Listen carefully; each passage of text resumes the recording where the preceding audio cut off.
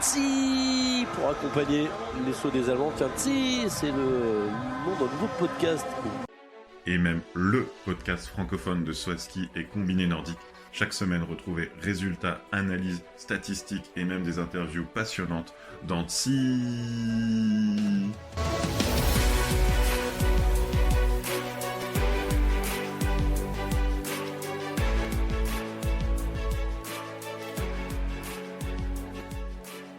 Bonjour à tous, on se retrouve pour un épisode exceptionnel, un épisode hors série, un épisode qu'on n'aurait pas pensé faire un 27 avril. Normalement, tous les sauteurs sont en vacances.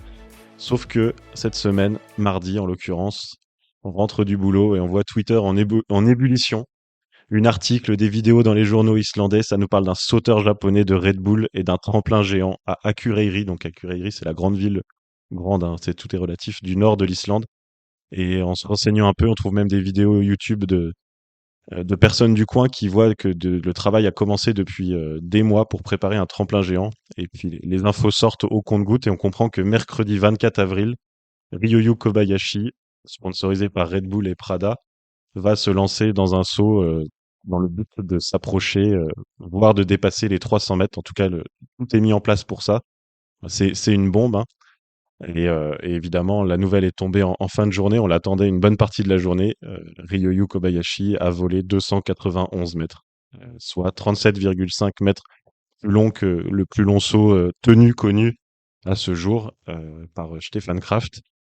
Depuis, beaucoup de gens se sont exprimés, mais d'une certaine façon, soit elles étaient partie prenante. On peut penser à Ryoyu et son staff, Red Bull et les sponsors, soit avaient des intérêts à défendre, comme la FIS, évidemment, ou des sauteurs. On peut penser que les sauteurs, ils sont émotionnellement impliqués. Donc nous, on est des passionnés, on est des amateurs de compétition, des fans de saut à ski. On n'a aucun intérêt à défendre et on se dit qu'on avait vraiment envie de parler de ce qui s'est passé, des plus, de ce qui nous a émerveillés, mais aussi des moins qui, on n'en doute pas, sont nombreux, de cet événement, euh, qu'on soit d'accord ou non, qui a marqué l'histoire du saut à ski. Donc bonjour les amis, content de vous retrouver. C'est pas encore la nouvelle saison, c'est un événement hors série, mais on va en discuter aujourd'hui. Alors tout de suite, qu'est-ce qu'on peut dire? Qu'est-ce que vous avez pensé à chaud de cet événement, de cette idée de sauter 300 mètres? Funaki, je te donne la parole en premier parce que on sait que tu es un fan du Japon et que ça concerne le Japon.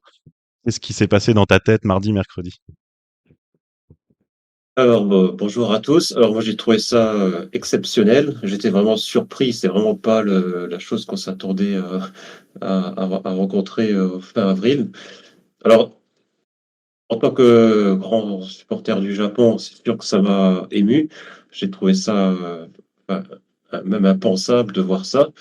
Mais je pense également que, vu l'ampleur de l'événement, même si c'était enfin, quel que soit le sauteur, j'aurais été tout autant enthousiaste parce que voir un être humain avec des skis faire 291 mètres en vol, alors qu'on se battait jusque-là à chaque fois avec des records du monde qui évoluaient d'un mètre ou 1,50 m, c'était quelque chose pas d'exceptionnel. Et j'apprécie vraiment cette démarche, même si après, de toute façon, on va pouvoir débattre sur les pour et les contre. Mais à chaud, j'étais vraiment, j'étais un peu tout fou de voir ça. Et enfin, c'est exceptionnel, tout simplement. Et toi, donc bonjour Caroline. Et toi, quel était ton Bonjour à tous. sentiment à chaud de voir ce sauteur s'envoler en Islande? Déjà, c'était un énorme effet de surprise pour commencer, avec déjà la veille alors je sais des teasings où on voyait de très loin un immense tronc et un tout petit sauteur qui allait très loin dessus. Euh, Quand j'ai vu ce saut, j'ai pas ressenti l'émotion que j'aurais souhaité. Parce que quelqu'un qui s'approche des 300 mètres, qui vole à 291 mètres, ça aurait dû, voilà, depuis le temps que je suis le saut, que j'aime ça, que je me suis enthousiasmée pour des sauts à 220, 230, etc. Et là, j'ai pas eu l'émotion escomptée. Et je Ok, pense que ça tient au contexte et on aura l'occasion de développer. intéressant. Et toi, Stéphane, bonjour déjà. Qu'est-ce que tu as ressenti déjà la nouvelle qui allait avoir cette tentative et puis devant devant le résultat à chaud, quoi. Bonjour également. Euh, alors, faut savoir que j'étais pas du tout au courant avant que ça se réalise, hein. J'ai appris la nouvelle le soir du enfin, le soir de son meilleur saut à 291 mètres. Attention, il y a un terme Euh, qui va faire débat. oui, oui, oui, on en reparlera. Euh, et franchement, la première chose que je me suis dit, c'est en fait, Ryoyo, il nous a fait ce qu'on faisait sur notre ordi, sur de Ski Jump 3 et 4. C'est un saut de jeu vidéo qu'il nous a fait, quoi. Quelque chose qui n'existait pas qui n'existe toujours pas d'ailleurs sur les tremplins permanents, les tremplins officiels. Et il a essayé de passer la barre des 300 mètres qu'on ne voyait pas du tout passable, même dans les 20 ans qui arrivent, hein, Mm. sur les vrais tremplins. C'est clair que Donc, l'effet de surprise était maximal donc, et presque sidération, non? c'est ça, effet de surprise maximal. Déjà, la nouvelle, elle tombe comme ça. Donc, c'est-à-dire qu'il n'y a même pas cette attente de ah, il va tenter à Koureiri de passer les 300 mètres, on attend l'événement. Non, même pas. C'est juste. Euh, je sais pas ce que je faisais ce jour-là, mais je vois. Je vois les messages, je vois Twitter, ouais, 291 mètres. Euh, et, et en fait, en voyant le saut, première fois que je vois le saut, ce qui m'a surpris, ce qui m'a agréablement surpris, c'est à quel point le tremplin, bah, ils ont trouvé un magnifique emplacement avec aucune construction hein, finalement pour faire le tremplin. Bah, justement, C'est surtout des déplacements de neige. on va en parler du tremplin. Là, c'était plus les émotions et c'est vrai que maintenant l'événement a plus de 3 jours. Bon, c'est pas beaucoup 3 jours, mais dans le monde médiatique et dans le monde d'internet, c'est déjà beaucoup parce que les C'est langues se vrai. sont déliées, les images sont arrivées officielles de Red Bull et moins officielles des uns et des autres, et on va analyser cet événement de différents aspects. Alors d'abord sportivement, justement, le tremplin, donc il est basé à Akureyri dans le nord de l'Islande, et donc ce qui est important de dire, c'est que c'est un tremplin entièrement en neige. On est fin avril dans une zone quasiment au cercle polaire et donc tout a été façonné en neige. Maintenant que les chiffres sont sortis, on a un tremplin qui, bon an mal an, concerne à peu près 100 000 mètres cubes de neige déplacée. Alors c'est énorme, hein. C'est vraiment un volume considérable. Alors on a l'habitude hein, de voir de la neige déplacée tout l'hiver avec les neiges artificielles qui sont étalées sur les tremplins à cause du réchauffement climatique, mais là, construire l'élan, ça parle de 80 000 mètres cubes de neige. Il a fallu aller les chercher même de l'autre côté de la montagne et à peu près 20 000 mètres cubes pour façonner la pente. Donc, en soi, finalement, la pente est quasi naturelle. L'élan était en neige. Il avait été envisagé, donc on a eu, que ça soit en céramique, mais Kobayashi avait insisté pour que ça soit non. Et le cahier des charges, c'est Ryoyu Kobayashi qui l'a établi avec ses sponsors pour avoir une pente proche de celle d'Oberstdorf, donc du tremplin de la tournée des 4 tremplins, une table à 11 degrés et un rayon comme à Planitza, où il se sent bien, c'est là où il a le record du tremplin.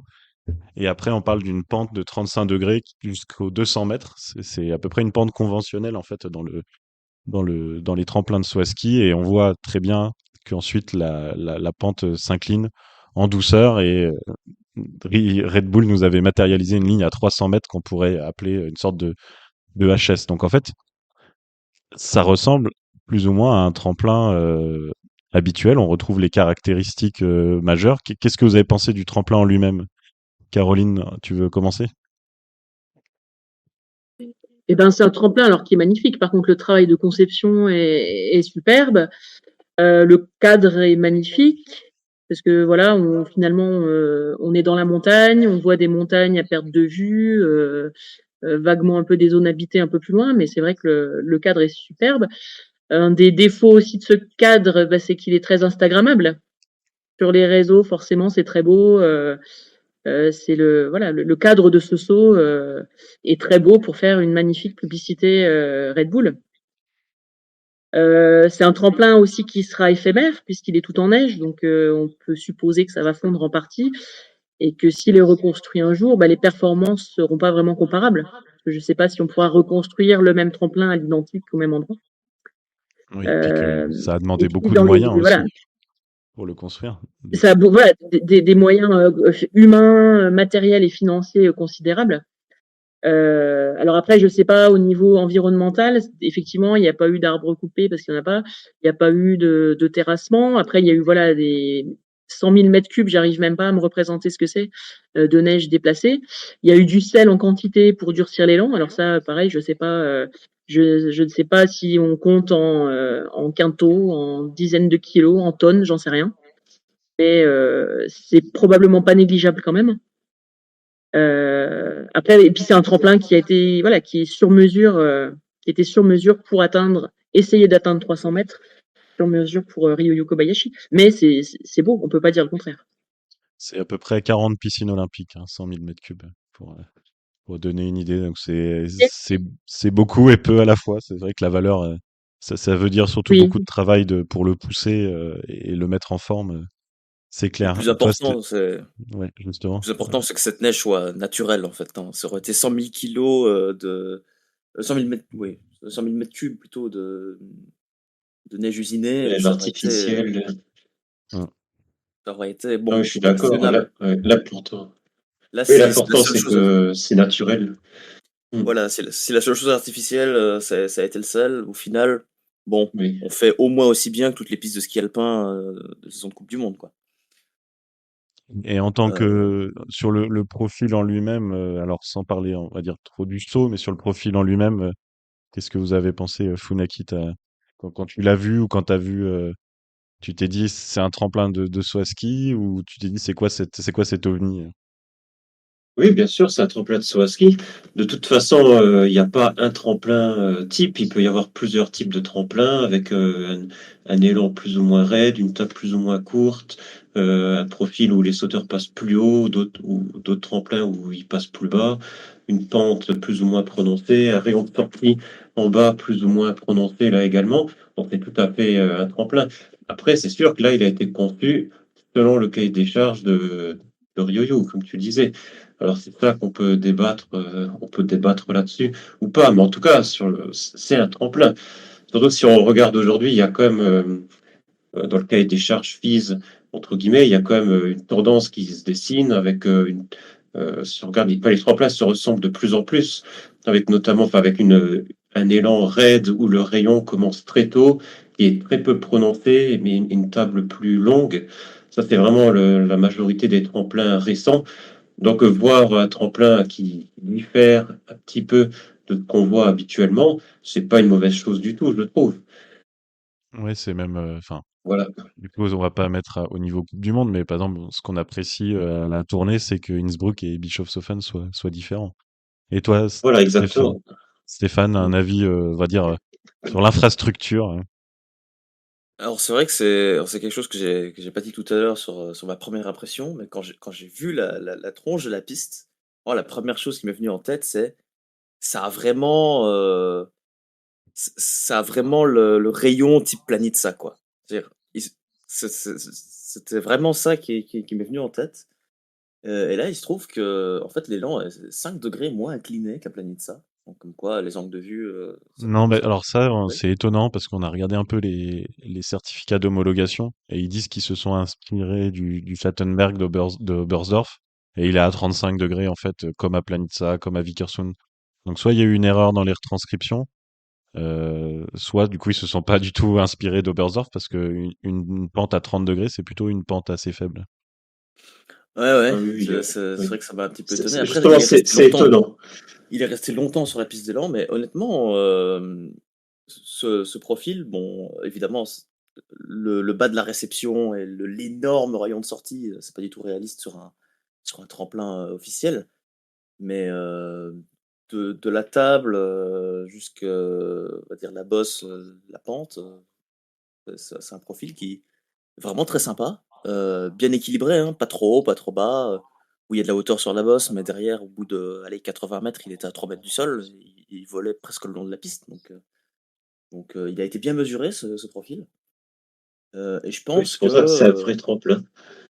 je pense que, allez, admettons autour des 300, on fait une compression un petit peu classique d'un tremplin de vol tel qu'on le connaît. Et qu'on me dit, ah, bah, ce tremplin, c'est un HS300 en Islande. Bah, moi, je dis, bah, ok, bah, d'accord. Franchement, c'était on ne peut plus similaire à la configuration d'un tremplin de vol tel qu'on pourrait l'imaginer dans 15 ou 20 ans si on fait si on agrandit Planitza, Kulm, Vikersund à ces formats-là. Ouais. Et donc, pour ce tremplin, il y avait un seul sauteur. Donc, on l'a dit, c'est Ryoyu Kobayashi, japonais et sauteur sponsorisé par Red Bull. On pense à Will, mon binôme de Tsi qui parle tout le temps de la malédiction du casque ailé. Bon, là, je crois qu'il n'y a pas eu de malédiction parce que pour lui, c'était une bénédiction d'avoir ce sponsor qui l'a choisi. Alors, on va justement aussi débattre du choix de ce sauteur, hein, parce que on va le dire comme ça, mais c'est pas le meilleur voleur du monde, mais c'est un sauteur qui n'a peur de rien et surtout un sauteur qui avait le bon sponsor. Ces sauts de Ryoyo Kobayashi, ils ont été effectués avec alors une combinaison très très proche de celle utilisée en Coupe du Monde, juste un peu modifiée pour mettre en avant un des sponsors. Donc ça, c'est Frédéric Zos qui fait partie du staff japonais qu'il a annoncé dans une interview à Nordic Mag. Je pense que ça vaut même le coup de citer ce qu'il a dit. Il dit, on ne savait pas à quoi s'attendre niveau sécurité sur le profil du tremplin. On voulait pas ajouter de risque au risque. Là, en l'air, ils savaient comment gérer la pression. Donc voilà pourquoi ils ont utilisé une combinaison proche de celle habituelle. Et on sait que par les vidéos qui ont été distillées par Red Bull, ils se sont entraînés en soufflerie avec des vitesses simuler des vitesses de déplacement plus importantes que d'habitude. Donc potentiellement jusqu'à 175 km/h. C'est sûr que des vols comme ça fait accélérer. Et donc, dans le déroulé, mardi, 3 sauts ont eu lieu. Ryoyu a volé à 175 mètres, 239 mètres et 256 mètres, ce qui est déjà un plus long saut. C'est cette vidéo qui nous a tous attiré l'œil, la vidéo de loin. On voit qu'il prend beaucoup de hauteur, mais qui se pose bien. Et mercredi, il a fait 3 ou 4 sauts, et surtout donc 259 mètres, 282 mètres, et le saut final à 291. Ils se sont arrêtés. A priori, la trace devenait très lente avec le soleil. Ils n'ont pas cherché à faire plus loin. Peut-être aussi émotionnellement, c'était très très exigeant. Ce qu'on a appris, c'est qu'il a décollé autour de 107 km/h, donc c'est une vitesse rapide pour un tremplin de vol conventionnel, mais pas extraordinaire. Et on voit qu'il passe pas très très haut au-dessus du point Craft, qu'on va appeler le point à 253 mètres et demi, ce qui lui permet de faire un télémarque d'une facilité déconcertante. Voilà pour le contexte. Qu'est-ce que vous avez pensé de ce saut, Funaki, voilà, toi qui es spécialiste S Ryoyu, le saut en lui-même, qu'est-ce que t'en as pensé? Alors, c'est très difficile à dire, hein, mais grosso modo, c'est un saut à la Kobayashi, vu son niveau, enfin, au niveau qu'il a actuellement. C'est-à-dire, il est plus aussi bon voleur qu'au début de sa carrière, quand on le voyait en Coupe du Monde, où là, il était beaucoup plus dominateur, aérien, et voilà, il volait, enfin, notamment quand il a battu son record à Planica à 252 mètres, il était plus impressionnant à la table encore. Mais ce qui est bien, on va dire, avec son profil, c'est qu'il est très stable. Donc on peut l'envoyer sans trop de problèmes. On va pas se demander est-ce qu'il va twister, est-ce qu'il va avoir des grosses pertes de ski. Est-ce que voilà, il est stable, il n'a pas peur d'aller loin. Donc je pense que c'est quand même un bon élément.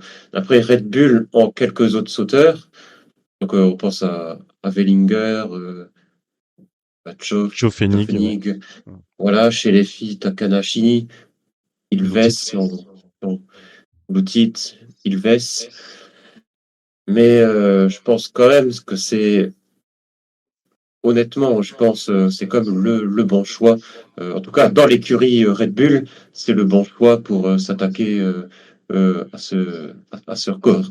Voilà. Après, si on va au-delà de Red Bull, c'est sûr qu'il y a des sauteurs qui ont plus d'accélération en vol, qui sont plus des spécialistes que lui et qui pourraient aller encore plus loin. Mais bon, ça, c'est un autre débat. Mais en tout cas, je trouve que c'est un bon choix. C'est un bon choix. Et qui leur a donné raison, parce qu'il a fait le saut que Red Bull attendait, ou presque. Et toi, Stéphane, sur le saut en lui-même, donc on parle du saut à 291 mètres, si tu as vu. Qu'est-ce que tu as à dire techniquement? On voit qu'il est tard à la table, mais sinon, à part ça. Ben, j'ai vraiment senti de la sérénité, c'est-à-dire que je pense pas qu'il est engagé autant à l'impulsion qu'il est autant engagé vers l'avant que s'il était en manche finale le dimanche à Planitza, clairement. Euh, et en vol, vraiment stabilité incroyable, quoi. Il se promenait à 120-125 km/h au-dessus de la pente pendant 9 secondes en l'air, quasiment 300 mètres, comme s'il sautait sur le K120 d'Oberstdorf, quoi. Oui, effectivement, comme disait très justement Funaki, c'est un des meilleurs, si ce n'est le meilleur sauteur qu'on pouvait choisir pour un projet expérimental comme celui-là. Euh, et ce, en incluant tous les autres sauteurs qui ne sont pas sponsorisés par Red Bull. Ouais. Franchement, si on devait prendre des noms, on penserait à qui en premier? On penserait, je sais pas, à Kraft, Forfang, Uber, les Slovènes. Peur, hein. ouais, ou Uber, qui sur son retour en Volaski, non seulement était très engagé, mais c'était très propre, très, très stable aussi.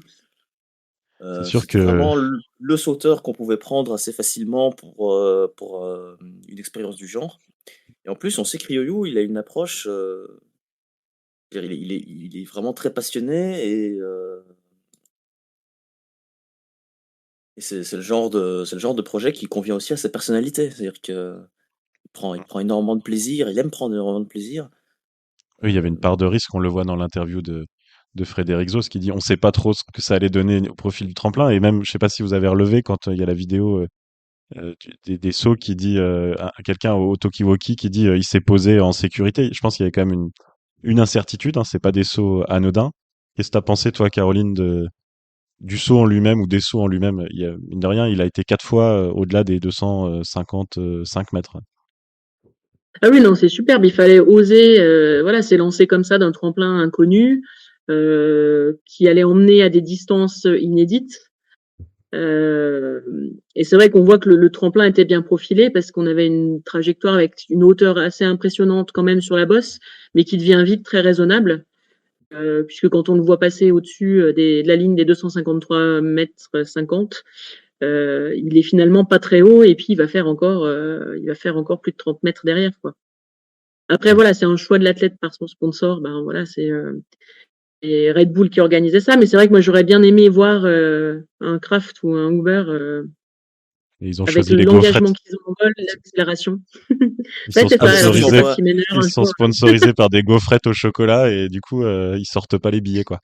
Si tu envoies C'est ça. Si tu envoies Uber ou même un domaine, s'il y a un peu de vent de face sur un tremplin comme ça, tu lui donnes 2 jours, je pense qu'il explose les 300. Et vu qu'il n'y a quasiment pas de compression Oui. derrière, je me demande Ah même oui, s'il oui, va pas au certainement. 350. Hein.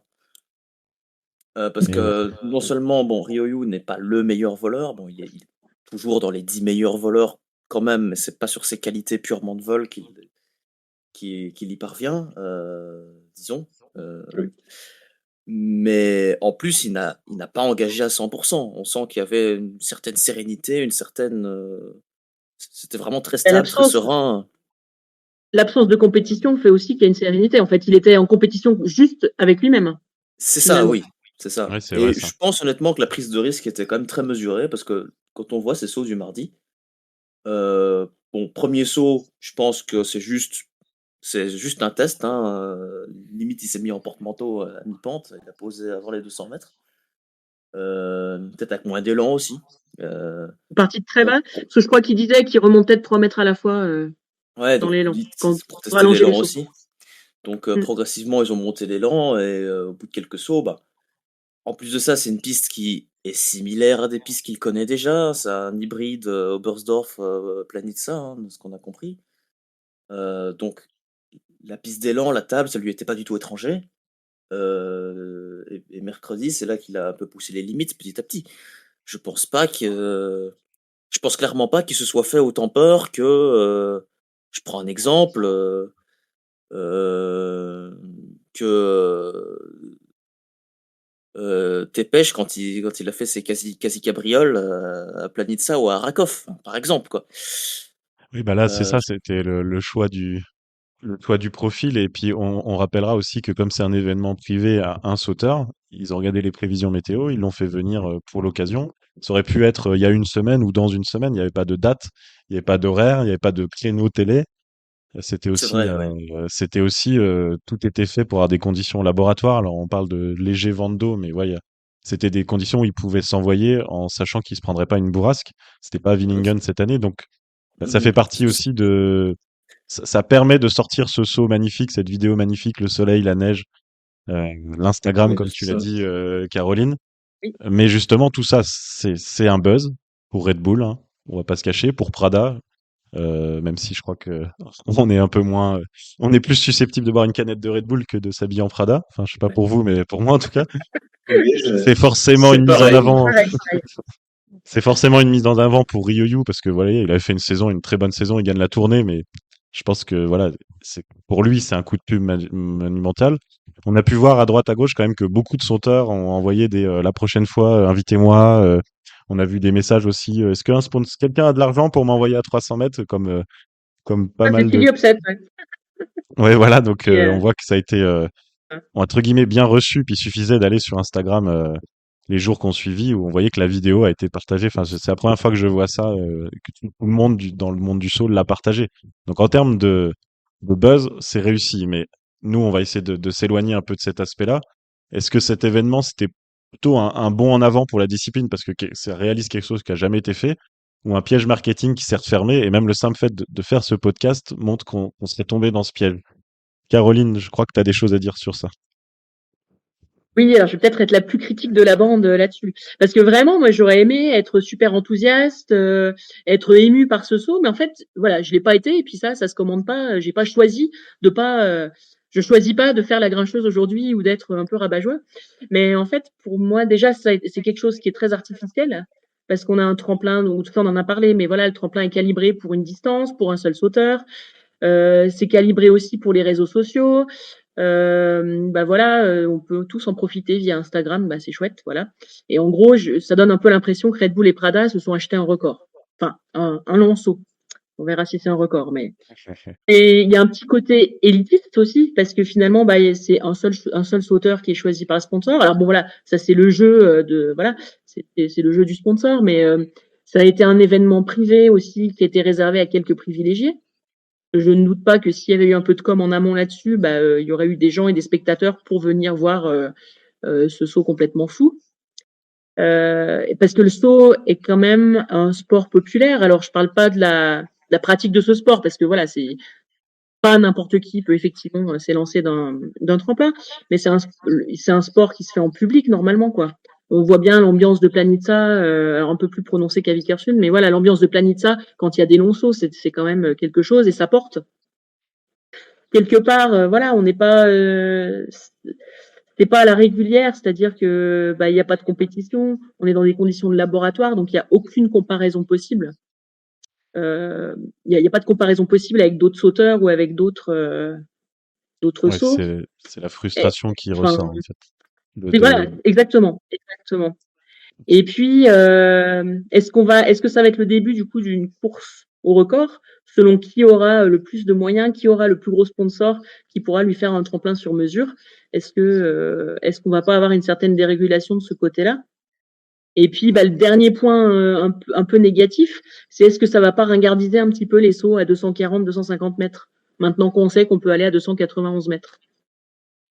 Funaki, Stéphane, qu'est-ce que vous pensez de cette question? Est-ce que quand on verra Daniel Huber ou un autre à 245 mètres à Vikersund l'année prochaine, on va vibrer pareil? Une question qu'on peut se poser, mais je pense que on vibrera toujours autant avec des sauts à quasi 250 mètres. Du moins, tant qu'on a 135 mètres de dénivelé sur les tremplins de vol, voilà, forcément, le fait d'aller très loin, quel que soit le tremplin, hein, parce que dans ce cas-là, on pourra même plus vibrer sur un HS 140, parce qu'on fera que 142 ou 143 mètres. Et justement, Donc, est-ce qu'une partie Alors, du je pense pas. plaisir le plaisir, ça vient pas d'aller au fond. Enfin, c'est ce qu'on disait Oui, voilà, en oui, préparation de l'épisode. Est-ce que le plaisir, c'est pas d'aller au fond et qu'on voit que ça devient dur à poser et puis qu'il y a plus de lignes et qu'on est devant les voilà, spectateurs c'est ça. sur le parking et qu'au final, là, bah, en Voilà. fait, il a fait 300 mètres, enfin 291, mais il aurait fait 340, c'était pareil. Voilà, voilà, pour moi, c'est ça, c'est aller s'écraser au fond, quel que soit le tremplin, quelle que soit la taille du tremplin, c'est ça qui est le plus excitant à voir, et c'est ça qui fait le plus vibrer, je pense. Alors, Et ça, on c'est parce qu'on est continuera quand passionné. même. Oui, En ah fait, oui, on est oui, passionné, qu'on oui, aime déjà. Tu vois, parce que je ne sais pas je sais pas combien il y a eu de vues sur la vidéo, mais tous ces gens-là, ils viendront pas s'enthousiasmer sur un tremplin à 140 mètres. Eux, ils ont vu, ouais, le truc extraordinaire, les 200-300 mètres. Mais est-ce qu'ils viendront, est-ce que ça va rendre le saut à ski plus populaire?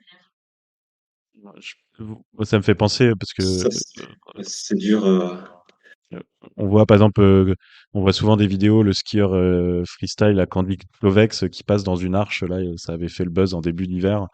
Pareil, c'était une des vidéos qui a été le plus partagée et ça donne pas. Enfin, c'est des vidéos qui sont magnifiques, je pense esthétiquement, mais je sais pas si on peut relier ça au sport de compétition classique. Après, c'est dur à dire. Qu'est-ce qui fait que les jeunes s'orientent vers le saut ou pas? Ça peut être un débat plus large là-dessus. Ça peut peut-être quand même, dans certains cas, jouer. Il y a peut-être des personnes qui connaissaient pas la discipline et qui vont commencer à s'intéresser, à voir des vidéos sur YouTube et à se dire, bah tiens, j'ai peut-être un tremplin pas loin de chez moi, alors je vais essayer. Voilà. Alors, je suis pas sûr qu'il y aura un énorme engouement, mais ça peut jouer quand même un petit peu. Du moins, c'est ce que j'espère. Peut-être que je me trompe. Mais on peut espérer en tout cas que la pub, je pense, elle est positive pour le sport. Mais après, je suis tout à fait d'accord avec toi, Caroline, sur le fait qu'il ne faut pas que ce soit une course à celui qui a le plus de moyens, etc., à commencer à vendre des choses avec l'argent, avoir plus d'argent dans le seau, etc. Ça, il faut que ça reste humain et ça, ça, effectivement, ça peut être un inconvénient de cet événement. Ça, je te rejoins là-dessus. Et si je veux être un peu avocat du diable, je dis quand même que la fédération internationale, elle nous parle tout le temps, alors en anglais dans le texte, de safety first, la sécurité en Oui. premier, c'est pour justifier de passer leur temps à baisser les plateformes, à toujours attendre. Bon, attendre, c'est normal quand il y a des rafales, mais voilà, surtout baisser les plateformes, baisser les plateformes. Voilà, là, Red Bull, en faisant ça, ils ont fait sauter en éclats ce mythe. Alors, on l'a dit plusieurs fois et on va le répéter, les conditions étaient, ils faisaient que ça quand ils voulaient. Après, pour rebondir là-dessus, le safety first, c'est pas par rapport au vol, c'est pas voler longtemps qui est le problème, c'est par rapport à la posée avec la compression en bas. Moi, la question que je me pose, Ah. c'est est-ce qu'il faudrait pas une nouvelle régulation FIS pour agrandir un petit peu les rayons de sortie pour quand il y a des anomalies type Tepesh à Rakov en 2012 ou par là, ou plus récemment, surtout celui de Zajc à Villingen, pour qu'on ait un Oui. peu moins vite du plat, parce que Villingen, par exemple, c'est Oui. un profil qui est assez évocateur, parce que on peut poser un télémarque à 152, à 153, on peut poser pied joint à 155, et à 160, même en tendant la trajectoire, on se caractérise en fait. Zayech était Ouais, pire, il pouvait aller beaucoup plus loin. c'est un très bon Euh, point parce que, en fait, là, sur les tremplins de vol actuellement, on a des retours au plat, des compressions très importantes parce que les tremplins, ils ont voulu optimiser leurs 135 mètres autorisés de hauteur pour faire les plus grandes distances possibles, mais ce qui fait qu'on a quasiment pas de marge de manœuvre. Actuellement, à 2 mètres plus loin, le sauteur, il s'explose quoi, parce que ça devient plat d'un coup.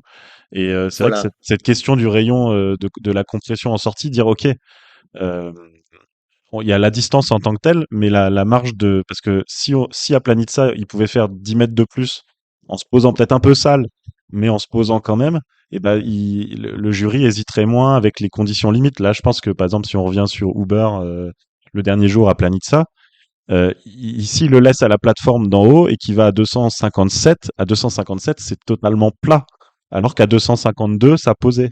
Et je pense qu'à 257, il se fait mal. Et le jury s'est dit, bah tant pis, on Oui. va jouer à un 245. Et eux, safety first, Mm. 245. Sauf que bah, nous, on est ressorti frustrés de ça. Moi je vais Et une lancer. plateforme de plus, je ne sais pas s'il sera allé à 257 avec une plateforme quand même de plus. Il y en avait comme une de trop d'un Non, PC. ils en ont baissé quand de même. 2, ouais. Ils en ont baissé de 2, ouais. Ils ont baissé Ouais. de 2. Je Hein. pense quand même. Mais je vais Ouais. lancer une idée Ouais. comme ça au pif. En fait, est-ce que les problèmes qu'on a, notamment sur les tremplins de vol, mais pas que, c'est justement la régulation du dénivelé? Et si on On l'enlevait va. complètement, en fait? Si on l'enlève complètement, il n'y a pas de problème pour créer des rayons de sortie cohérents. Il y aura. C'est-à-dire Oui. que la Il faut limite sur la, construire, mais la limite il sur faut la limite modifier le. physique des lieux, en fait. Et je Bah, pense que si sur les tremplins de vol, la limite devient la limite physique des lieux, ben, on peut ouais, déjà, mais on non. fait des travaux moins souvent. On fait une fois des gros travaux et on fait un beau profil qui va rester longtemps.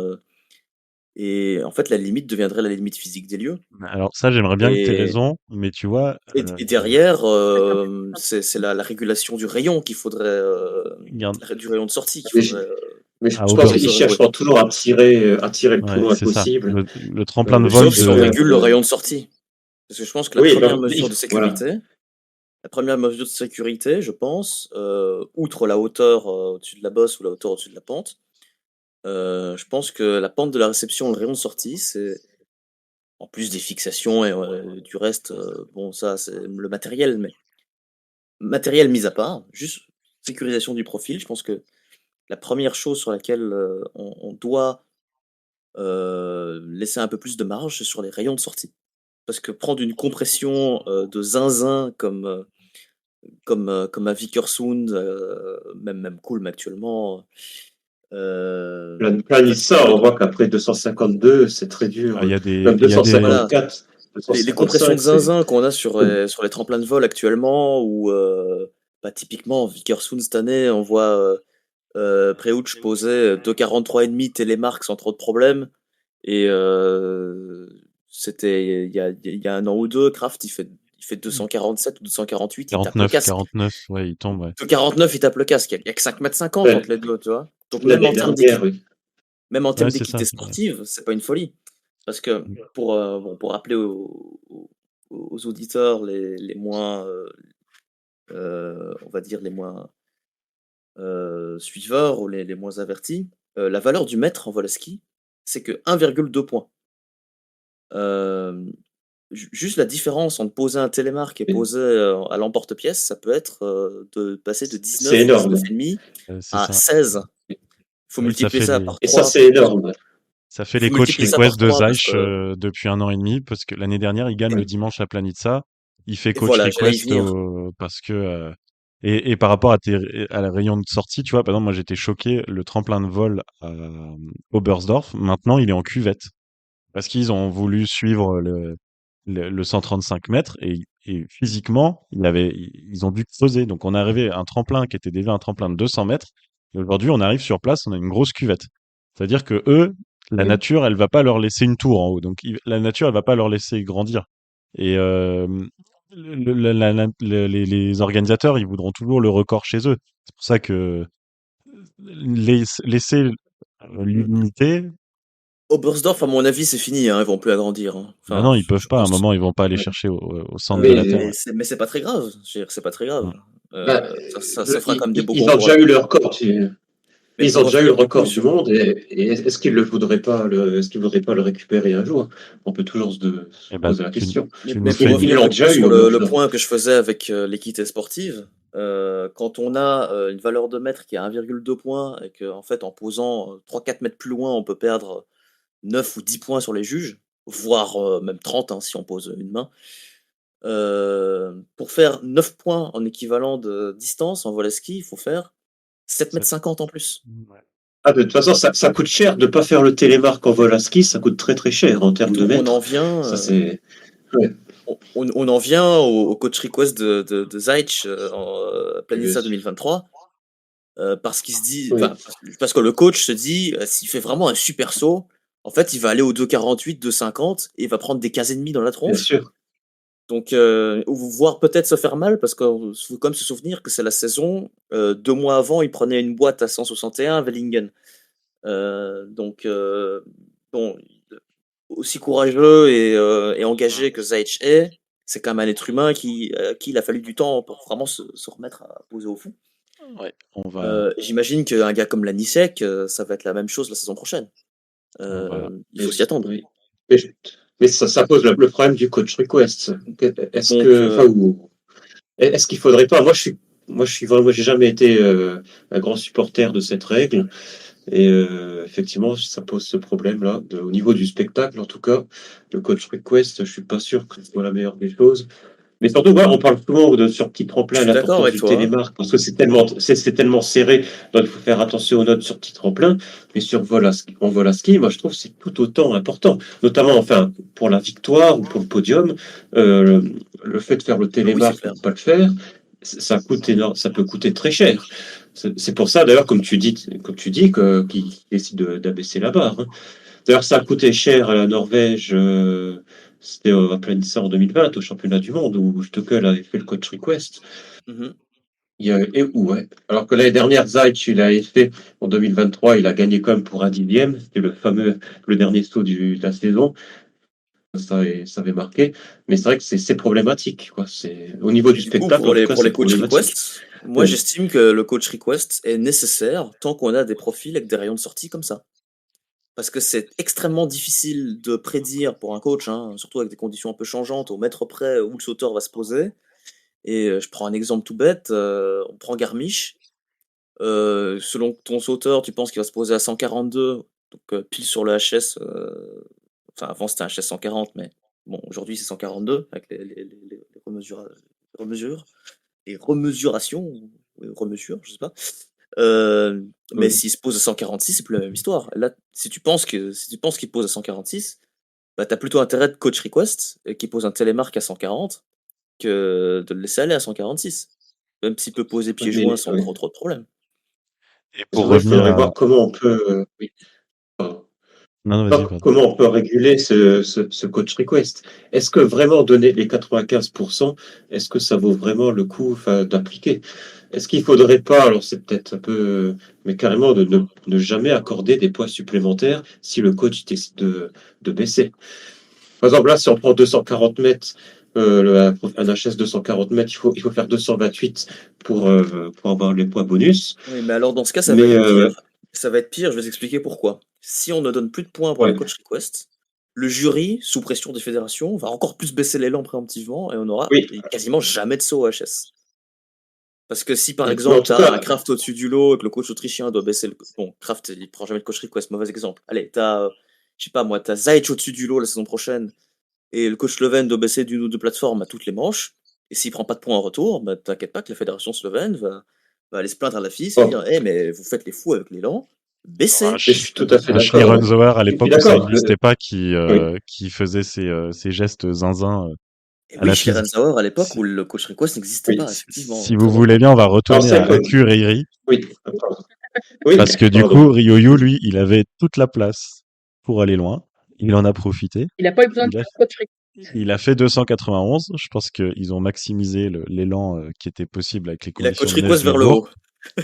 Et la question qui tue, qu'on a gardée un petit peu pour la fin, c'est est-ce que, alors on est des amateurs dans notre coin, des passionnés, mais est-ce que selon vous, on est face à un record du monde? Et avant, je vais vous lire la définition d'un record dans le Larousse. C'est une performance sportive officiellement constatée et surpassant tout ce qui a été fait précédemment dans la même épreuve ou la même discipline. Tout ça pour dire que il va y avoir controverse et il y a forcément la FIS qui estime que ce n'est pas un record du monde, mais on peut quand même se dire que là c'était du vol à ski. Là, je commence un peu en donnant mon avis et des comparaisons qui sont revenues souvent avec cette performance de cet événement Red Bull, c'était la performance de Eliud Kipchoge au marathon avec une tentative pour faire moins de 2 heures. Il y avait un parcours officiel et dans la même façon, ils ont choisi une date avec la météo, pas trop de vent, pas trop d'humidité et tout ça. Mais par contre, les conditions étaient très très biaisées parce qu'il y avait un abri d'une voiture qui projetait une lumière, il y avait des lièvres qui se relayaient de façon pyramidale pour couper le vent et tout. Il a fait moins de 2 heures, mais à aucun moment on s'est posé la question que ça soit homologable comme un record du monde. Sur le Discord aussi, il y a eu l'exemple d'un autre événement Red Bull avec la vitesse record en patinage sur un grand lac glacé avec un bouclier devant qui coupe tout frottement. Donc là, pareil, je pense que ça vient à l'idée de personne de valider ça comme un record du monde parce que les conditions sont trop biaisées. Mais là, je me dis, qu'est-ce qui diffère d'un d'un vol à ski différent? J'ai l'impression là ici que sur cet événement, ils ont juste fait un tremplin plus grand en fait. La combi, elle est quasi conventionnelle. Les skis, c'est les skis habituels. C'est un élan en neige. Le profil du tremplin, on en a parlé, c'est un tremplin. Je me dis là, ils ont juste changé la taille du tremplin. Ils ont permis à Ryoyu Kobayashi d'aller 40 mètres plus loin que le record Les skis sont précédent. conventionnels aussi. Oui, c'est ça. Et en fait, par rapport aux autres événements biaisés, mais de façon, comment dire, c'est pas les sponsors cherchaient pas à montrer, à avoir une ambiguïté. Les autres, là, le marathon en moins de 2 heures, à part Eliud Kipchoge qui dit que personne n'est limité, tout le monde sait que les conditions étaient très biaisées. Mais là, je me dis, qu'est-ce qui empêche que ça soit un record? Parce que c'était du saut à ski et ils ont juste fait un tremplin plus grand. Je voudrais voilà, orienter un peu la discussion. Est-ce que pour vous, on est face à un record du monde? On est ou pas? Alors pour moi, c'est extrêmement simple, les deux. Ça dépend de quel point de vue. Je suis bien Au, d'accord. au sens strict, Ça, c'est trop non, facile. au sens strict du terme, si on prend le Guinness Book des records, c'est un record du monde. Personne n'a fait un vol à ski plus long que ça. Ça n'a pas, à ce jour, ça n'existe pas. Mais du point de vue de la FIS, évidemment, ce n'est pas un record du monde, parce que ce n'est pas un tremplin aux normes FIS. C'est aussi simple que ça. Oui, je Et suis tout à est-ce fait que d'accord. C'est un record du monde, mais pas officiel au sens de la FIS. C'est marrant parce que je voulais exactement prendre l'exemple du Guinness Book. C'est clair, on va mettre 291 mètres dans l'édition de l'année prochaine. Enfin, si cette donnée y Et figure. donc, à Et on mettra. l'évidence, Ouais. le PB de Ryoyu, qui sera affiché sur les compétitions de voile à ski pour le reste de sa carrière, en tout cas jusqu'à ce qu'il le batte sur un nouveau profil à 140 mètres de dénivelé, ce sera 252 mètres, Planitza 2019, 26 mars, quoi. Enfin, ce sera ça, ce sera pas autre Voilà, chose. c'est ça. et C'est toi, Caroline, du coup, qu'est-ce que Bah, en fait, je me rends compte qu'on est tous d'accord finalement. C'est-à-dire qu'effectivement, oui, c'est le plus long vol à ski jamais réalisé. Mais moi, je qualifie pas ça non plus de record du monde. Déjà parce que c'est pas comparable avec le saut de Kraft à 253 mètres 50. C'est pas du tout le même type de conditions. Mais oui, par contre, c'est le plus long saut que personne n'ait jamais fait avec des skis aux pieds. Bah, techniquement parlant, dans le Guinness Book, ce sera un Et record. oui, c'est ça. Oui, Oui, oui. oui, oui. Non, mais voilà. Ouais, Mais parce en que fait, la je pense que Red Bull n'aurait pas d'emblée parlé de record du monde, n'aurait pas d'emblée un peu provoqué la FIS en mettant le point Stéphane Kraft à dépasser, etc. Si Red Bull avait juste parlé du plus long saut du monde, eh ben, je pense que j'aurais plus adhéré au truc que d'emblée d'aller brandir le record du monde. Mais Même si, Red oui, Bull, en record fait, officieux, moi je quoi, pense mais... pas. Je pense pas qu'ils ont Pardon. employé le terme record vis-à-vis de la FIS. Je pense qu'ils s'en foutent complètement que la FIS accepte le record ou non. Je pense qu'ils oui, ils parlent de record en termes purement euh, sémantiques et sûrement vis-à-vis du Guinness Book. Le record de vitesse sur des patins à glace, il est au Guinness celui-là, je crois. Pourtant, il a été fait dans des conditions évidemment totalement artificielles et préparées déjà sur une ligne droite alors que les patinoires sont des ovales. Enfin, bon, déjà rien que ça change énormément parce que tu peux accélérer sans te soucier de la distance. Et ils avaient 10 km s'ils voulaient pour c'est le faire. oui, voilà, mais c'est normal que la FIS elle défend son business, mais la FIS, elle est pas universelle. Mais la FIS a raison au même titre que Red Bull n'a pas tort, en fait. C'est ça. C'est le plus long C'est saut ça. qui a été Oui, réalisé, c'est vrai. Et je dirais même, un saut comme celui que Ryoyo a fait, il est nécessaire, je pense. Je pense en toute discipline sportive, il faut des pionniers. Il faut des gens qui testent au-delà de ce qui est connu ou régulé à l'instant T. Une grosse partie de l'histoire de l'automobile s'est forgée sur des tests, sur des concept cars, sur des concepts qui ont échoué, d'autres qui ont réussi. Euh, il y a des records qui ont été faits qui sont des records qu'on pourrait entre guillemets qualifier d'inutiles ou oui, mais ce ne sont pas dans les mêmes conditions. Il suffit de prendre par exemple la Thrust SSI qui a fait le record de vitesse sur le lac Salé de Bonneville aux États-Unis. Je ne sais plus combien de kilomètres heure, mais 2 fois plus que ce qu'on prend sur un circuit. Mais en fait, ce genre d'expérience ne servent qu'à tester les limites humaines et les limites physiques. Ouais, mais là, on a peut-être un problème alors, parce que en 20 ans, le record du monde, il a gagné 20 mètres, 22 mètres. Là, ils viennent de gagner 37 mètres 50 sur un saut qu'on décrit depuis déjà un petit moment. Mais maintenant, Red Bull, ils ont remballé. Rien ne dit qu'ils voudront remettre de l'argent. On parle de millions et de millions d'euros, hein. C'est une entreprise privée qui cherche à gagner. Donc, rien ne dit qu'ils veulent le refaire demain et l'ouvrir à d'autres et que d'autres entreprises aient cette ambition-là. Et en même temps, on va peut-être avoir pendant, quoi, j'avais dit l'autre jour sur le Discord pour provoquer, pendant 50 ans, on va avoir un record qui été d'un seul sauteur dans son coin avec son équipe. Et en fait, on aura toujours cette ombre qui planera sur nous. Et puis, Mais le record du monde FIS, jusqu'à preuve du contraire, c'est ouais, toujours Stefan mais Kraft à 253,5. d'accord, mais c'est pas le plus long saut sur un tremplin avec un matériel correct. Tu vois, il aurait porté une wingsuit d'écureuil. J'aurais dit c'est n'importe quoi. Il vole, c'est normal. Il a un parachute. Mais là, il a même pris une combinaison à peu près correcte. Mais C'est je pense presque. qu'il l'a fait. Mais je pense que c'est fait exprès pour vraiment que ce saut puisse servir de valeur Ouais, mais expérimentale donc du coup, va falloir vendre pour la maintenant. FIS. Va falloir vendre des millions d'euros de travaux pour augmenter la taille des tremplins à droite à gauche, pour quand même, parce que là, la FIS, elle discute de passer de 135 mètres à 140 mètres, la différence de hauteur sur les tremplins de vol. Ça ferait des sauts estimés entre 265 et 270 mètres. Aujourd'hui, tu es un banquier de Planitza, on te dit, j'ai besoin de 10 millions d'euros pour faire un saut qui sera quand même 20 mètres plus court que le record le plus long actuel. Tu lui donnes l'argent? T'as envie de l'investir? T'as envie de faire les travaux? Ben, ce record, il n'est pas officiel, comme on l'a dit. Et au final, Ryoyu n'a fait que réaliser un saut qu'on sait déjà physiquement possible depuis longtemps. Et la seule chose qui prévenait de le faire sur les tremplins de vol FIS, c'est les 135 mètres de dénivelé. On sait que une fois installés en l'air, ces sauteurs incroyables sont capables de voler 2 secondes de plus et faire 40 ou 60 mètres de plus s'il faut. C'est pas ça le problème. On le Oui, sait depuis longtemps que c'est Oui, mais réalisable. la C'est juste que FIS, Ryoyu, il l'a fait maintenant. la FIS, c'est une fédération. Je fais un peu l'avocat du diable là aussi, hein. Mais c'est une fédération Oui, privée. Demain, on voit en boxe, il y a 4 ceintures de champion du monde de boxe.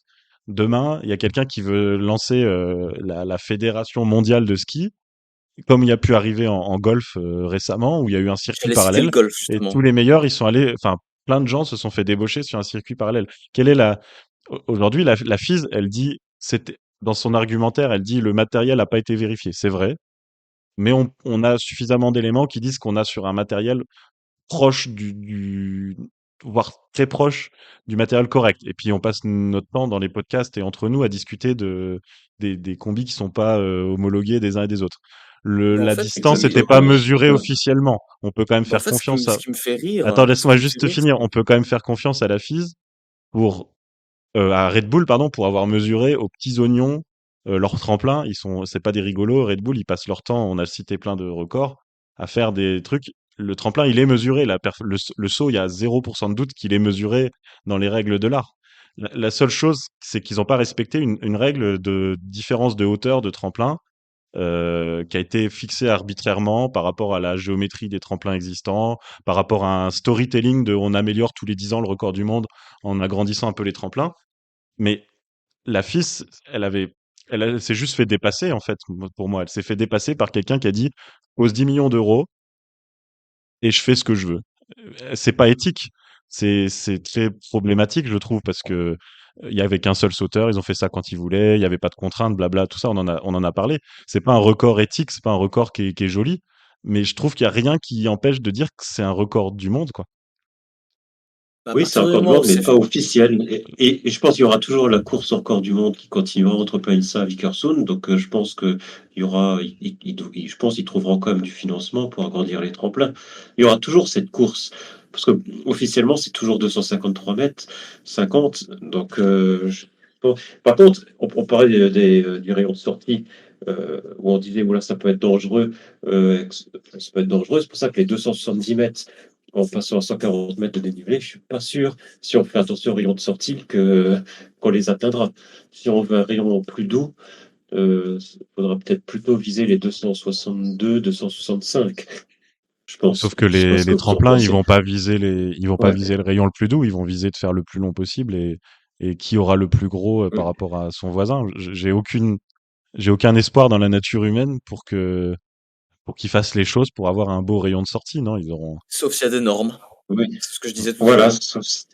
Oui, voilà, ouais. Mais ça revient. Je pense que les deux sujets sont liés, hein, entre le rayon de sortie et la course au record du monde. Je pense que c'est lié.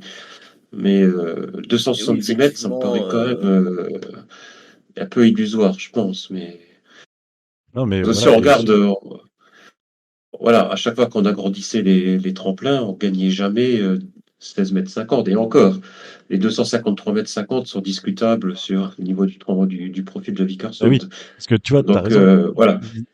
Ouais. Vickerson, ils ont triché sur leur profil Voilà, c'est ça, officiel c'est important, pour ça. obtenir le record du monde. Ça s'est su après. La FIS a remarqué qu'ils ont ils ont gardé un profil très pentu entre guillemets longtemps, puis supprimé quasiment le rayon de courbure pour permettre d'aller à plus de 250 mètres et ça a marché. Il y a eu le record du monde qui a été fait. La FIS, elle s'en est rendu compte parce que la FIS, elle est garante de la sécurité des sauteurs. Elle a dit attention, votre rayon de sortie, il est beaucoup trop marqué, reprofilé pour être dans les règles du certificat. Et depuis, on n'a plus de saut à 250 à Vikersund. Sauf que du coup, on a un record du monde officiel qui est sur un tremplin qui était une arnaque par rapport aux règles. Et donc, vous voyez ce que je qui veux est dire sur un par rapport, tremplin qui n'existe plus en fait. qui en plus n'existe plus, Oui. mais qui n'aurait pas dû être comme ça. C'est-à-dire qu'il n'y aurait pas, si Vikersund avait suivi les règles de la FIS, il n'y avait pas le 253 mètres 50. Sauf que la FIS, elle est contente Oui. aujourd'hui de dire qu'il y a 253 mètres 50. Elle dit que c'est son record officiel. Red Bull, qu'est-ce qu'ils ont Ryoyu fait de Kobayashi aurait différent? été le recordman du monde. Qu'est-ce qu'ils ont fait Déjà. de Oui, c'est ça. différent? C'est ça. Ils ont juste dit, on fait le tremplin le plus grand possible. On a de l'argent. On a trouvé un endroit. Il y a une équipe monumentale. On prend 3 mois pour le préparer. Ils ont mis un argent qui est, que je pense que voilà, il y a des organisations qui peinent à boucler les budgets pour organiser des grands prix d'été et des choses comme ça. Ils veulent faire le mieux possible pour maintenir ce sport en vie. Et là, Red Bull, ils sortent un argent qui aurait profité à tout le monde du saut à ski s'il avait investi autrement. Donc, vous voyez, éthiquement, il y a plein de choses à dire, mais sportivement, ils ont rien de différent de ce que la FIS dit, Bien sûr. c'est mon record. Donc Ben, Red je Bull pense devrait être que, sponsor principal du saut, c'est ce que tu dis. ben, je pense que Pourquoi? il y a bien une raison pour laquelle Red Bull n'a pas investi son argent dans la FIS, et que ce soit pour le saut à ski uniquement ou toutes les compétitions en général. Moi, je pense que la FIS se trompe de combat en fait. C'est-à-dire que maintenant, l'intersaison a sonné. La FIS se soucie que Red Bull a fait un tremplin géant qu'on sait possible depuis extrêmement longtemps et ils ont emmené un de leurs meilleurs sauteurs faire une distance énorme là-bas, qu'on sait physiquement réalisable depuis longtemps aussi. Et côté FIS, ça débat sur quoi? Ça débat sur ah ouais, peut-être qu'il faudrait qu'on passe aux 140 mètres de dénivelé un peu plus rapidement. Euh, mais c'est pas ça le combat. Le combat, c'est quoi? C'est comment promouvoir votre discipline, c'est comment faire monter les petites fédérations, c'est comment améliorer la sécurité, que ce soit avec les normes de matériel ou avec les rayons de sortie. Vous L'équité faites de avec la les combinaisons. compétition, les gars. Vous faites de Hmm. la compétition. Le C'est pas faire contrôle des combis, t'as raison, Oui. Funaki, ouais. Voilà, Oui. l'équité, ça, Voilà. avoir des résultats fiables, enfin, et pas Si on, re- douteux, comme il y si a on pu regarde avoir ces les dernières concours années. FIS, si Oui. on regarde tous les concours FIS avec plus d'enthousiasme que même on regarde le saut de 291 mètres de Ryoyu, qui, bon, évidemment, on est enthousiaste parce qu'on est surpris et que c'est le premier, et que c'est un énorme pied de nez, entre guillemets, à la FIS. Mais en fait, bah, on sait que c'est possible, ils l'ont fait. Oui. Dans quelques mois, à froid, je pense pas qu'on y accorde autant d'importance. En tout cas, je ferai le pari que Oui, dans oui. un an, on l'ait presque oublié. Ouais, je suis Euh, d'accord, il y a des choses plus Jusqu'à la prochaine importantes. tentative. Ouais. Caroline, Notamment tu ouais, veux. pour promouvoir là. Ce qui me surprend, c'est que la Pardon. fille s'y attarde, en fait. Juste ça. Qu'elle s'y attarde autant et qu'elle ne traite pas, par exemple, en priorité les commentaires de Thomas Stormbichler, de Werner Schuster récemment, Oui, oui. sur Je suis d'accord parce le que circuit de sécurité. Donc, Caroline, voilà, tu veux avec dire un notamment dernier mot sur le pour, sujet? pour conclure, je pense que la FIS, par leur réaction, prouve que Red Bull a eu raison de faire son plan tout seul, sans eux, tout simplement. Et toi, Caroline, qu'est-ce que t'en dis? Et ben juste pour revenir un petit peu sur les profils des tremplins, à une époque, enfin sur le fait que Vickersund n'était pas un tremplin entre guillemets officiel quand il y a eu le record du monde, il faut quand même se souvenir qu'à une époque dans les années 2000, même à Planitza, ça creusait la réception discrètement, je sais pas quelques jours avant l'épreuve pour grappiller quelques mètres. c'est Et là, vrai. bon, Mm. là c'est pas quelques mètres qu'ils ont grappillé, c'est 30 mètres d'un coup. Donc effectivement, ça peut-être que ça tue un peu le game du record du monde, mais Et après, oui. Après, après est-ce que voilà. Romain son record est valide ou pas? Est-ce que les records avant de C'est Tom que le Ekli, profil, etc. Ça, le profil, il Et ressemblait jusqu'à à il y a rien. Ouais. peu, la FIS ne reconnaissait même pas de record du monde. Est-ce que c'est pas ça C'était, le on mieux? avait des Parce personal que, best, voilà. au final, parce que on est dans un sport totalement, comment dire, antagonique où on veut aller le plus loin, enfin, nous, supporters, on veut qu'ils aillent le plus loin possible, mais des fois, à 1 ou 2 mètres près, ils peuvent plus tenir. Et en fait, aller trop loin, c'est aussi une malédiction par rapport au fait de chuter, se blesser ou avoir des mauvaises notes. On est tous un peu, on est tous un peu contradictoires en fait vis-à-vis de ça, et il faut que ce sport, il accepte aussi que c'est pas que, enfin, moi, je demande qu'à m'enthousiasmer sur la tournée des 4 tremplins avec des sauts à 140 mètres. Pas besoin d'aller à 300 mètres pour vibrer, même si une fois de temps en temps, ça fait plaisir. Et peut-être, C'est l'accent que je mettais tout à l'heure sur le fait que la FIS c'est ça. devrait s'occuper d'avoir un circuit Coupe du Monde le meilleur possible, d'avoir des compétitions la meilleure possible, et de faire ce qu'il faut avec leur tremplin, leur matériel, tout, euh, pour avoir les meilleures compétitions possibles. Finalement, la plupart des courses au record absolu, dans les limites physiques du terme, ont été réalisées hors compétition. Je pense au sport automobile, ce sont que des voitures pas homologuées, ni même sur route, ni sur circuit, qui ont fait tous les records possibles et imaginables, hein, d'accélération, de vitesse de pointe, de tout ce qu'on veut. Euh, euh, oui, en fait, ce que tu dis, Pareil en c'est que sur cyclisme, pareil en patinage, pareil. ce même tremplin, si on fait une compétition dessus et qu'on voit des sauts à 270 mètres, on va trouver le moyen de râler. Parce qu'en fait, on sait qu'ils peuvent aller à 300 ou à 330 mètres. En fait, la taille, notre attente de spectateur, elle va toujours être parallèle à la taille du tremplin. Et en fait, si on mettait une épreuve là et qu'on avait eu la moitié des sauts à 250 mètres, on aurait trouvé le moyen d'être frustré. Enfin, du coup, Mais c'est un peu une course en avant, quoi. je vais même dire encore plus, surtout vu l'endroit, qu'il n'y a pas énormément de public, il n'y aura pas le chaudron de Planitza, ni celui d'Oberstdorf. Si on fait des concours à Coureiri, sur un tremplin provisoire, entre guillemets, comme celui-là, oui, les sauts seront extrêmement longs, mais je pense que je m'emmerde, en fait. Par contre, si ponctuellement Red Bull nous sort allez, tiens, on a un contrat sur un an avec Danny Huber, on va l'envoyer. Ah, il nous a fait 338 mètres, waouh, incroyable, 12 secondes de vol. Ben, voilà, Oui, ou faire une exhibition avec, je sais pas, les 10 meilleurs sauteurs du monde ou les 10 meilleurs voleurs. Et puis c'est ça, voilà, ouais. une exhibition avec plusieurs sauteurs, quoi, Et je effectivement. Ça pense qu'il pourrait faut être garder rigolo. le distinguo de record en compétition et de record, on va dire, de record absolu. Alors, Bah, c'est un beau, Oui. une belle, potentiellement, Ryoyu a le record absolu, mais Le record FIS, il est ce qu'il est. Quand je suis sûr et certain que le prochain saut qui dépasse 254 et qui pose, on sautera tous de nos chaises et on va être tous heureux. Eh ben, on a hâte de voir Là, ça. comme Red Bull a mis dernière de question. l'argent, est-ce qu'ils accepteraient que... Pardon. Non, je disais Ouais, je comme disais, Red est-ce Bull qu'on aurait pu a envoyer mis... une sauteuse de ce tremplin, à votre avis? Bah, quand je vois Euh, comment il pose, oui. Hein.